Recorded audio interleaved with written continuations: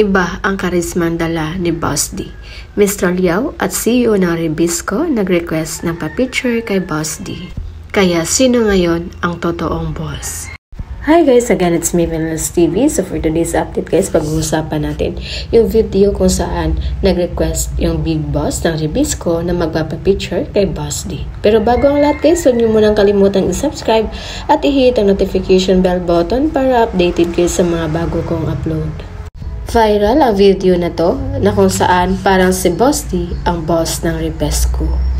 Kumakalat kasi ngayon guys sa newsfeed ang video kung saan isa sa mga boss ng Rebisco or CEO if I'm not mistaken na si Sir Jonathan, ang anak ng may-ari ng Rebisco, na nag-request na magpapapicture kay Boss D. Ito yung nakasuot ng half creamline at half chocomocho na jacket. Avid fan niya pala yung mga boss ng Rebisco. Kaya karamihan ngayon sa mga netizen, nagtanong sila kung bakit ang dami daw basher ni Boss D, na kung tutuusin, mga big boss na ngayong nag-request ng picture sa kanya.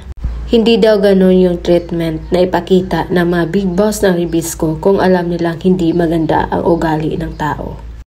Kasi kung pagalingan lang sa volleyball, real talk or to be frank, ang daming mas magaling pa kay Boss D. Pero yung pinakita nilang pagmamahal kay Boss D, iba. Anyway, sila ang nakakaalam sa totoong ugali ng mga players kasi sila yung handler. Pero ang daming nang babash kay Boss D na kesyo ganito, ganon siya.